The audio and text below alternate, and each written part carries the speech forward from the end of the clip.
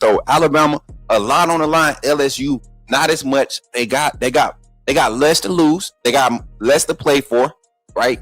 Even though their record says we still have a chance, the outlook, the outside looking in perception of this team, right, is that they have nothing to lose. So that's got a lot of fans scared, and we're going to jump into that conversation.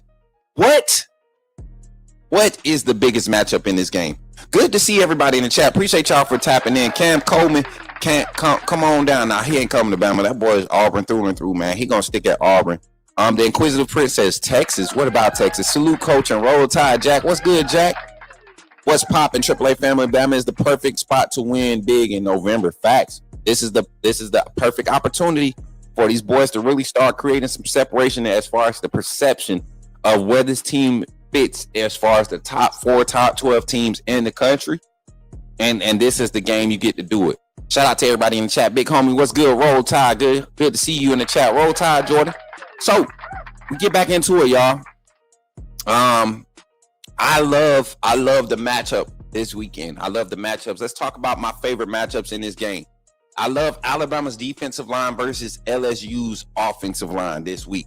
Alabama's defensive line, or our pass rush, versus LSU's offensive line. John Pierre, right? Just blossoming.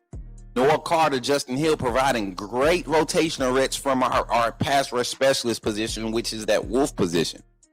You look at the other side, the bandit rotation of LT Overton, Kelby Collins, Keon Keeley. We've even seen Fatua Henry get out there and get some very impactful reps the past few weeks. Those guys getting the opportunity to get healthy. Kelby Collins was able to get healthy this past weekend, and we've even seen him slide interior to rotate with James Smith and Edric Hill, London Simmons, Tim Keenan, Asaya Fager. That rotation, that 5-man rotation on the interior has been effective as far as getting a push on the interior. And I look at it and I just look at the front, and then the linebackers have been playing at a level that we have started to respect. We've seen the intensity. We've seen a lot better brand of tackling from that linebacker, that inside linebacker core of Nakai Hill Green, Deontay Lawson, Justin Jefferson. Those guys are healthy right now. They're playing full speed and they're being physical. And we got to see that. And you're absolutely right, big homie. One of our members, big homie, says, AAA family member says, Keeley got to get some burn. Keeley got to get some burn. That's 100%, man. I'm telling you, I've seen this young man continue to flash. And maybe he's not getting the type of reps he deserved, but you can tell he's out to prove something. And that's an asset next year I know is going to be a key piece to the development of the rest of this offensive line.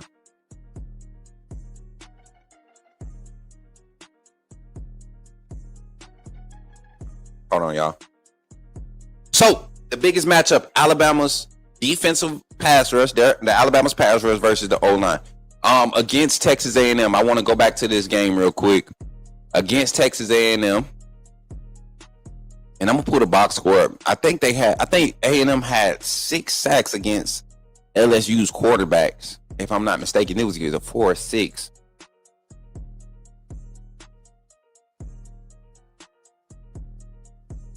This is Garrett Nussmeier had to come out of this game.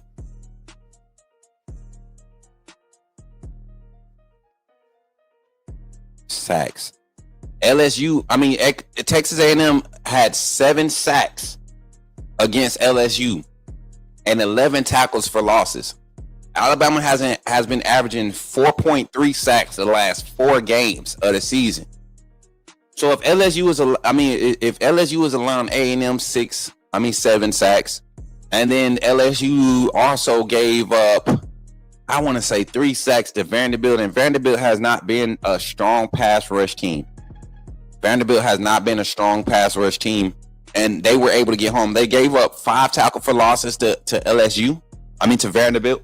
They gave up 2 sacks, and Vanderbilt didn't tackle well against LSU in that 7-point victory. Vanderbilt had 7 missed tackles behind the line of scrimmage. So I didn't watch that game play by play, but I bet you 2 or 3 of those was missed sacks on the quarterback. Nussmeier finds a way to get loose, sometimes get wiggly, and he can make plays downfield with his legs, keeping his eyes downfield, using his legs to move the pocket. So sure tackling like we saw against better brand of tackling against not just Vanderbilt but Missouri, and then this most recent game against Lenore Sellers, right on the road in South Carolina. This team played very good. The defensive pass rush was very effective. So I look for that to be one of the key matchups. The second matchup I look to be a huge impact in this game is Alabama's run game versus LSU's run defense. Alabama's run game versus LSU runs defense. I don't think people realize if you had any concerns about Alabama's run game going into this game, if we don't have an effective run game, if we get off of our averages, meaning we can't run at least 3.4 to 4.1 yards per carry in this game, then we have a problem. I will flip the page. I will turn the page and start trying to figure out exactly what the issue is. Are we not sticking to the effective run game long enough, or is it just not working? I've been more so on the side up until this point that we've been using it to the need, not abusing it. Right? There's no need to abuse it. There are games later on, like right now in this season, right now, where I told you all where we would want to slow the game down just to kind of preserve going into the postseason play. Wanting to stack film, wanting to put different concepts on top of different things, where if you're beating a team using phase one of a play call, let's use the RPO alert call. You know, if we're beating a team, if we're beating LSU with phase one, handing it off, keeping it with the quarterback, that's phase one. The read option. And they're allowing us to gash them with it. What's the point in trying to overcompensate, fake it, and then force it out there into the boundary? You might see that once in the game after we beat them and gashed them off the handoff a few times. But if you don't need to do it, why continue to do it? So it works vice versa for the pass game. I love Alabama's run game versus LSU's run defense. One against Texas A&M, I saw a lot of explosive runs because of breakdown and coverage by the quarterback. And we've seen Ty Simpson get real loose and use his legs. When he's sure about utilizing his legs, Ty Simpson is the most effective in game. Like when he is decisive. Kind of the same issue we had with Jalen Miro, sometimes indecisive with when to utilize his legs. But if we can get Ty Simpson to be effective and be assertive in utilizing his legs against against LSU, we can see this run game be effective. Marcel Reed broke for 108 yards. Now, do I think Ty Simpson is the caliber runner as Marcel Reed? No, I don't think so. Not by any means. And I think he's just as an effective runner, but not necessarily the assertiveness of a runner like Marcel Reed. But by no means do I question if Ty Simpson is a true dual threat. He can make plays with his legs. Let me look at the box score. Look at how many rushing yards from the running back room A&M was able to produce.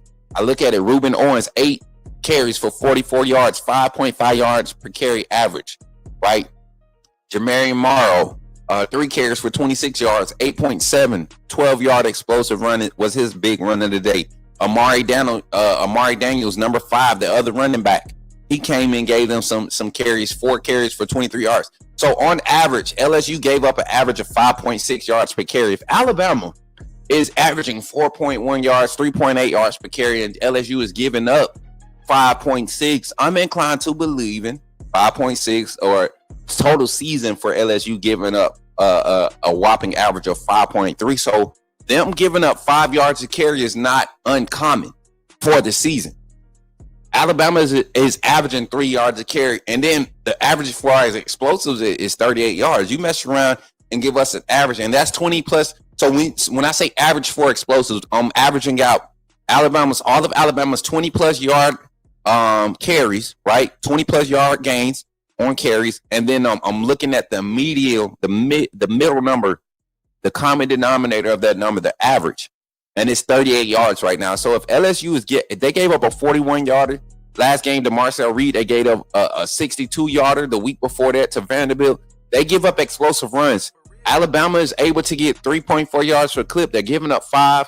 it leans into our advantage to be able to get more yards per carry. If we're able to get more yards per carry, I'm inclined to believe that Ryan Grubb will continue to let the run game be explosive, keep a moderate level in the pass, and we might see, 8 or 9 receivers get 2 receptions, 3 receptions this game.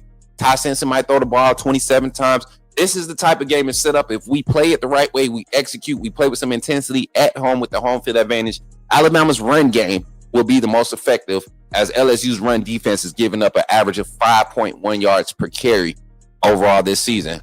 Final matchup that I'm looking for, and that kind of concerns me, right?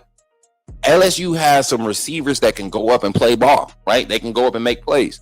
Even though their offensive line struggles, Doug Nussmeier is not opposed, as of late, has not been opposed to letting that ball go, and his receivers have been making some quality contested catches. Alabama's secondary versus LSU's receiving corps is going to be an interesting matchup. I know we haven't heard a lot about LSU's wide receiver, but they still have talent. Aaron Anderson being the leader in that group, kind of like your go-to guy in that group, the most veteran guy, former Alabama player. You got Barry and Brown in that room that looks good. Jawan Johnson is still over there. A lot of guys that's still there. Xavier Thomas, I forget where he transferred from, but if you all remember, he was kind of making big plays about 2 years ago. I think he came from Mississippi State, if I'm not mistaken. But he's a guy that you're going to have to watch. Tre'Davious Green is another guy you're going to have to watch. A lot of these guys, they have talent, and Nussmeier's going to throw the ball. Last game, he threw the ball 35 times, and they were in a tight game. They were able to stay kind of balanced. 35 times, Van Buren came in when he went down and went 3 or 4. But you look at this game, man, they want to test you in the intermediates. They want to try to get climb the ladder as far as vertically pushing it against the secondary. So going to be some opportunities to see what our coverage looks like.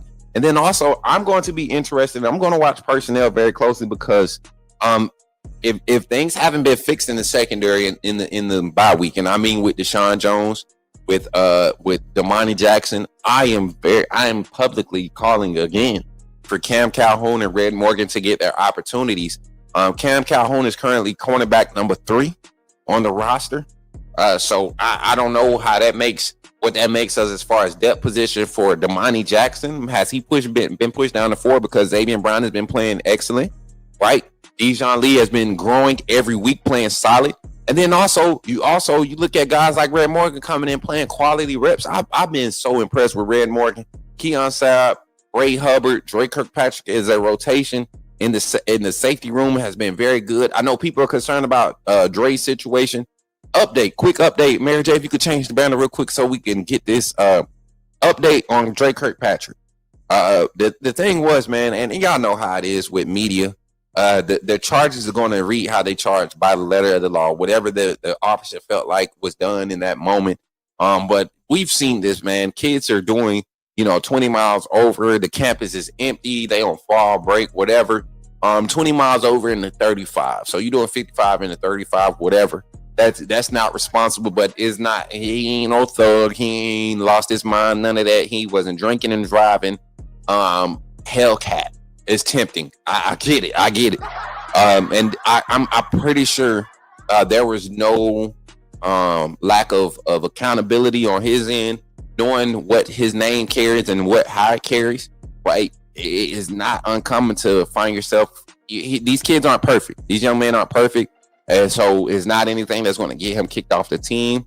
He might face some disciplinary action. We might see some Ivan Taylor this weekend, more Zay Mincy, just to kind of, give a punishment type feel. But Dre Kirkpatrick is going to be fine, everyone. This will be something that he grows from, kind of like what we saw with Tony Mitchell, but not anything to that extent, just a slap on the hand. Don't be irresponsible again. So no worries about Dre Kirkpatrick there, right? Dre Kirkpatrick Jr. But we got your back, man. Just be more responsible. Man. We know you're a good kid. We know your father. We know what he taught you. We know what you've been raised to do, how you've been raised. And no bad mouthing Dre from this side. Just be more responsible, young man. But we were talking about the secondary versus the receivers. That matchup, that dynamic could be the difference in this being a blowout and this being a close game. Because if we allow them to make a few plays, they can get in scoring position. They can sneak a couple red zone scores. Alabama has had the best red zone passing defense of the season.